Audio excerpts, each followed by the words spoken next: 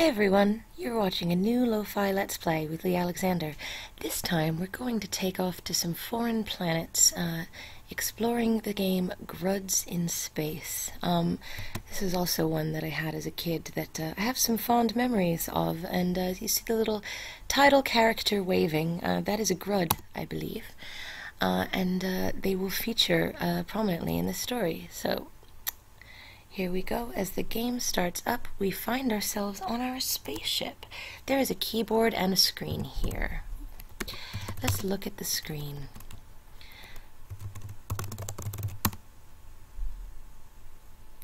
There's a picture of the Earth, I see. Okay, exits west.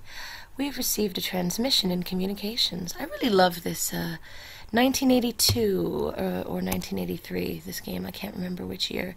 This concept of what a spaceship would have looked like. Look at this animated computer room with all of the lights, and let's just explore a little bit and see what is on our ship.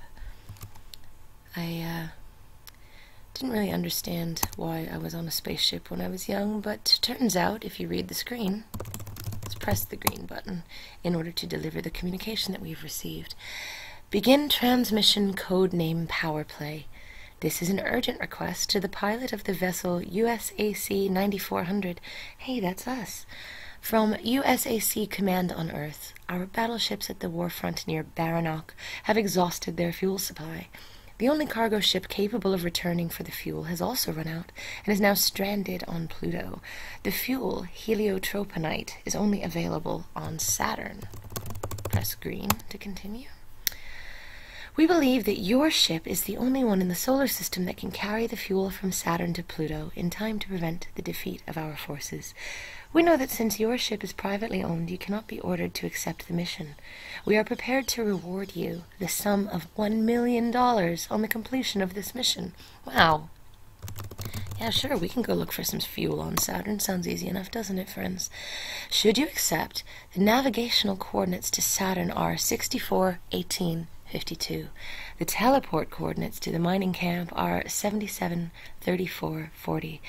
You may have some difficulty obtaining the fuel, as the miners have become rebellious lately. Good luck. Wow. Yeah, this is actually a pretty serious mandate, going to try to get some last-minute fuel supplies for a war effort from rebellious alien miners. So let's have a look around. I think I saw our navigational computer was here in the front, and luckily I wrote down 64, 18, 52, and 77, 34, 40 for us. So let's use the keyboard. Don't know how to use something. Let's set 64, 18, and 52. The computer announces the warp drive engaging. Okay, wow, so we're going someplace. And now we head down. The computer announces orbit established about Saturn. How about that? That was pretty fast. There's a window here. And if we look at the window, we do see that Saturn is here. How amazing to feel that in 1983 a video game could take us out in space like this. What else have we got on our ship? A room up here that seems full of storage items, a spray can, a screwdriver, a couple of modules. I don't really know what any of those things do, and like most games at this time, we have a very limited inventory size. I think maybe only 6 items if we're not mistaken. Here's another navigation room so that we don't have to go upstairs anytime we want to change the location of the ship. And this shiny rainbow device is our teleport window. Looks like a teleport window to me. And these must be our teleport controls. So set 77, 34, 40, right? Okay. And let's save the game because, you know, setting teleport controls in space seems to be very risky business, and if I get one number off, you never know what could happen. Go window. Let's see how well this works. Ah! We are on Saturn, and our teleport window is here. Amazing! Let's have a walk around, see what kind of place this foreign planet of Saturn is, and a mess hall with a cafeteria, huh? Oh, it looks like there's a Grud operating the cafeteria. Talk, Grud. Don't know how to talk something. Well, we probably can't speak their language anyway, but it's interesting. This game only really lets you speak under very specific circumstances, but it does have so much character. Let's explore. We're now at a T-junction. There's a cafeteria to the west. Here we go to the south. There's a house and a sign. A voice inside says, "Go away, human." Sign says, "Lord Debo." Wow, I wonder if he's in charge of the Gruds here on this planet. Oops. We'll knock on the door at Lord Debo's. It's a butler with his hand out. He says, "Have you come to pay tribute to Lord Debo?" Well, I don't think I have anything that really counts as a tribute. You're carrying nothing. The butler slams the door in your face. Well, it looks like we're going to have something to offer if we would like to meet Lord Debo. Let's continue exploring Saturn if we can. A supply store. Again, it doesn't seem that we have any money, so despite the fact that this particular Grud has a wide smile and seems to be selling a variety of things according to this sign: O2 masks, flashlights, H containers, battery packs, shovels, picks, and something called reds and greens. Don't really know what those are, but it's no use to us now because we don't have any credits. There's a bridge to the north. Look how pretty this landscape is, this sort of twilight blue and stars twinkling in the background. There's a dark cave to the west. You see a Grud guarding the entrance. You see a coin. I'm going to just take that, thank you. Grud doesn't seem to mind, but he doesn't seem likely to let us enter this cave right now either, so let's continue having a look around Saturn. What else have we got going on here? 2 Gruds. One of the Gruds has a rope. I'd like to have a rope. There's never a time in an Apple II game, or, this game also came out for Commodore 64, same difference. Never a time that you see a rope that you don't need it. So, take rope. He won't give it to you. Talk to Grud. Don't know how to talk. You know what? I don't have time to mess around with rebellious miners. So, I'm going to type steel rope. It looks like it worked. These Gruds are about to attack us for stealing the rope. Let's get out of here before they can do that. Wonderful. So yeah, back on peaceful Saturn with these pretty twinkling stars in the background. Let's continue exploring. Maybe now we can visit Lord Debo now that we have this credit to our name. So let's try and do that. I wonder if he can help us find the fuel on this planet so we can assist with the war effort for, presumably we're humans. You never know. This is a game about aliens, but maybe we are the real aliens. The butler says, "Have you come to pay tribute to Lord Debo?" Y-E-S, I have. And he says, let's try give coin. The butler asks you to come in. Yes! Audience with Lord Debo. I think we've really made it. Debo looks you over and says, "Give me your tribute." Well, I already gave the coin to the butler. No, I don't need that. Do you have a spaceship? It so happens that we do. Debo tells you to go into the living room. Okay. Here we are in Lord Debo's living room. Talk. I don't know how to talk something. Debo begins talking. "I can help you find the fuel you are looking for. I don't mind working with humans. How do you think I got so rich? For money. I've even dealt with the Arler." Who's the Arler? Wow. "All you have to do is take this note to my, business partner on Venus. Give it to him when you see him. His name is Mr. Green. Navigational coordinates to Venus are 96, 17, 14, and the teleport coordinates are 82, 13, 64. Don't you miss the days where you just absolutely needed a pen and paper with you at all times while playing games? It's fun to have a living log written in pen or pencil on computer paper of the adventures that you've had. So Mr. Green will have a counterfeiting device that looks like that. He points to a large drum-shaped machine to his left. I want you to get it and bring it back to me. When you have returned with it, I will tell you how to get your fuel. So that you will trust me, I will tell you a very valuable secret. The key to the wall is in one of the unused caves. Okay, interesting. Well, I haven't even been to the outer wall yet, so... In our camp, I put it there. Here's a flashlight, so you may go and get the key if you want it. By the way, the Arler is not as frightening as the other Gruds think. You might find his friendship useful. Okay, well, let's take this flashlight and these notes, and, is it time to go to Venus, do you reckon? Is there anything else that we could do on Saturn? You know, I'd like to look around just a little bit more before returning to our teleport window. If we go back west, here's where we came, but there's another path that we haven't really explored if we head this way. The Grud says, you better not go in that cave, there's a monster in there. Okay, maybe let's not go in there for now. But I want to know where the Arler lives. So we continue wandering the beautiful and peaceful blue landscapes of Saturn, heading along this wandering path. I guess this isn't the way. If we continue going north across this bridge, maybe. West. No. Could be someplace else that we can go. As you can see, this... Oh! These guys are not people that we want to see right now, the Gruds that we stole from. You know, let's maybe investigate later. We have the coordinates, so we can always come back, and not sure exactly where I want us to be going. So let's go back to the ship. And let's go and try to visit Mr. Green on Venus. I'm going to save the game right here. We can use our auxiliary navigation now to enter the coordinates to Venus. Set 96, 17, 14. There we go. The warp drive is now engaged.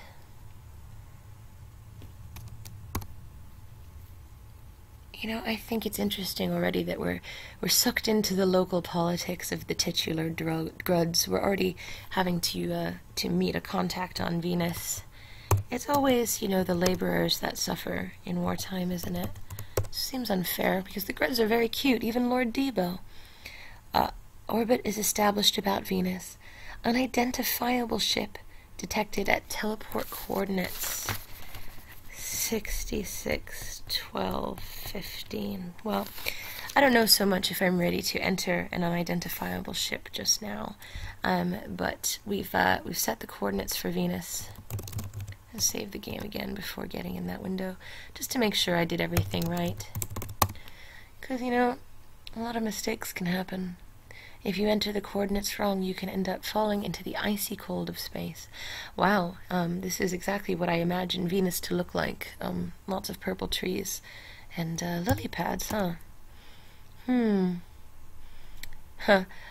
Venus river with a sign there that says Kurtz. I believe that's meant to be a Heart of Darkness Apocalypse Now reference. Very clever. But we don't have a boat, so let's keep looking. The teleport window is here. There's deep foliage to the north. How are we going to find Mr. Green? Continue exploring. You're on a hidden path. Wow, continue following this path. A lot of winding roads on these foreign planets. There's a nasty looking Venusian here. Okay, you know, I don't think this is a good idea. He looks pretty hungry. Let's, oh, the Venusian kills you. Wow, that was pretty harsh, just for encountering him. Well, why don't we, try again? This time we won't go in that direction. We'll see what else there is to do on Venus.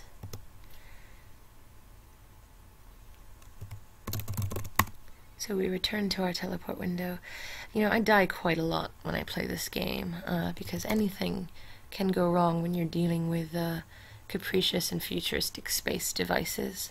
It looks like there's a swamp to our east, but you can see just from this little bubble that if I were even to step east, I was likely to die. It was unfortunate that we were eaten by a Venusian, but we've learned that this game can get us into inescapable situations.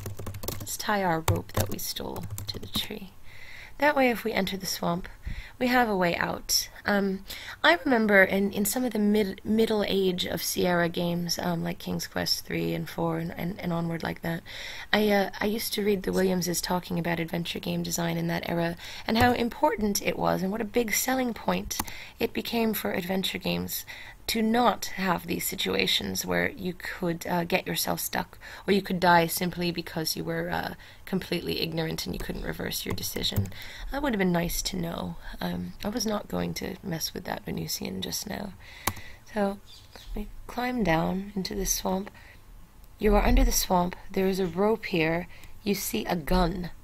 Wow. This is also absurd. Who would have thought that there would be a flashing laser gun at the bottom of this swamp? So let's take the gun. And now, because we have a rope, we can climb up. And we can leave the swamp, thank goodness. And making sure to take our rope with us. We'll untie the rope. And take the rope. And now, I think maybe we have a way to deal with that nasty Venusian. I think Venusian is the official and appropriate political term for residents of Venus. I don't know, you know. Maybe the miners are not called Gruds at all. Maybe that's a derogatory word that humans have developed for them. Really interesting to understand that we've become so deeply embroiled in alien politics already. Shoot Venusian. You have stunned the Venusian. Brilliant. Wow, he looks like he's having a good sleep. So let's continue on. Wait. Before we do that, I'm going to save the game. Hopefully that doesn't count as a move after which the Venusian will wake up and again eat us. He doesn't look so scary while he's asleep. Mr. Green is here, and you see a moneymaker. Look at this man looking around from left to right, pointing a gun at us. Let's give him the note. Whoa, Mr. Green blows a hole in you. Lord Debo sent us here to die. Looks like Mr. Green doesn't understand what we're doing on his planet, and he won't give us the chance to explain. Wow, looks like maybe working closely with Lord Debo is not our most reliable route to success in this mining dispute. Why don't we restore our game and forget about Mr. Green? We gotta gum out of this. Maybe we should try to work with the Arler after all. Maybe we should go back to Saturn and find out what that's all about. So we got our gun. We haven't encountered Mr. Green. I don't really feel like getting a hole blown in me again. So back to our ship. And let's return to Saturn. And now that we have a flashlight and we have a key, there are some caves we can explore. Let's enter the coordinates for Saturn. 64, 18, 52. Oops, set. 64, 18, 52. Space is very dangerous if you get things like this wrong. And now, let's set 77, 34, 40, the teleport coordinates. Having to remember so many different sets of coordinates to travel in this game is virtually impossible. That's why you do sort of need a notebook and a map as your companion for a game like this. Again, I always save before entering the teleport room because it's really terrible when you teleport out into the icy cold of space and die breathlessly like that. This presents a really nuanced view of space and alien worlds as places that can be as friendly as they are forbidding. So the Grud warns us not to enter the cave, but I think let's do that anyway. The key to the gate that Lord Debo recommended is supposed to be here. Now this place is sort of maze-like. Luckily, I have already gone through and drawn a map for you so that we won't get lost wandering around on this playthrough. It can be very tough to do these on your own. Tie rope to staglamite. No, I don't think that's stalagmite. Yes. most games at the time included some kind of maze like this, and rarely were they random, but it was believed that having really complicated, deep, and difficult mazes in your adventure games would prolong the player's value for dollar and would prolong the player's life with the game. So there's a lot of cute bats around and some stalagmites that we can use as landmarks. Oh, another hole. Let's go down. And we continue going north. Some of these bats are cute. They look like little alien bats. Oh, we found a key. And you think this would be the key that we're looking for. But as you see, this cave has even more to offer us. Like, the first time you play this, maybe you would find that key and think your journey is done and go and try to use the... Oops, did I go the wrong way? Yeah, I don't think so. I might have gotten us lost again. No, we can climb back up. Even with a map, it's easy to get lost. Up. And we were told there was a monster in here, so it would kind of be a rookie mistake to assume that we'd seen all we needed to see by getting that one small key. And it looks like in this room we encounter the large hungry bat. Good thing we brought a gun. In this foreign post-colonial alien world, looks like violence is always the answer. You have killed the bat. Not many games actually have guns in them that let you repeatedly kill things. I'm going to assume this is like a laser gun. The Venusian was only stunned, but it looks like it was powerful enough to kill the bat. There's a locked chest here. Okay. With the small key that we found, we can unlock the chest. And we see a key again. Wow. Talk about meta. This seems to be where Lord Debo has hidden the key to the back gate of this place. Moving past the dead bat, let's continue to see if we can safely find our way out of this cave system. Yep, there we go, we did it. Okay. Looks like we're out of this. And now, let's see if we can find the gate to which this key goes. I can see our teleport window in the distance glimmering. Continue eastward. Continue north. Go along to the west around this wandering path. There's this bridge, and I think we've already been as far north as we can go, but here's the Grud. And these are the other Gruds that we don't want to have to see, so we need to be a little more resourceful if we're going to find the outer wall. Let's go east. Continue along to the south, along this path at this T intersection. And this is Lord Debo's house. Just when you think you've unraveled all of Saturn's mysteries, it's just not the case, is it?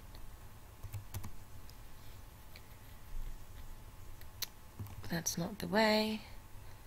Perhaps if we continue along to the south, to the west. I hope you don't mind this hypnotically repetitive trip through all of the corners of Saturn. It's a long hike that we're on, I'm afraid.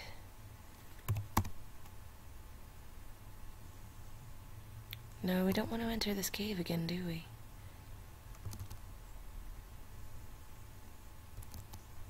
Continuing along the wandering path, wondering if we'll ever find our way to where we're trying to go.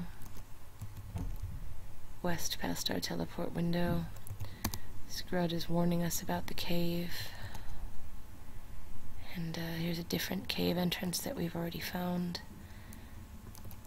A danger sign against a violet river. You know, at least At least this tour of a mysterious planet is beautiful. I'm having a nice time. I hope you are as well.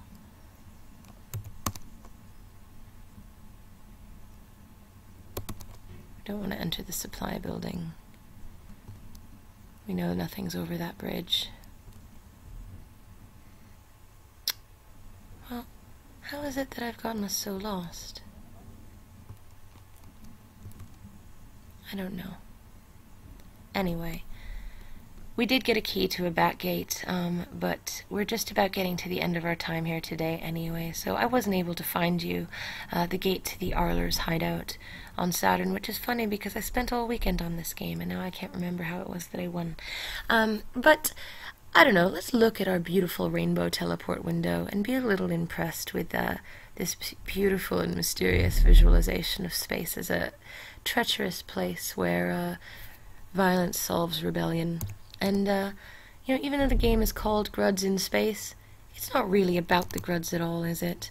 You know, I'm gonna break this table. I'm gonna execute my frustration. See, I broke it, and the Grud continues smiling. This game doesn't have compassion for the small people who it's really about. I'm stealing this table leg, and I think we should stop our playthrough there. Thank you so much for tuning in to another Lo-Fi Let's Play. If you'd like to talk about what you watched here, you can reach me on Twitter at Lee Alexander or email me at lee@leealexander.net. You can watch any other Lo-Fi Let's Plays on my YouTube channel. I hope you enjoy them. And tune in for another one next week where ideally maybe we won't get lost in space. Thank you, everybody. Have fun.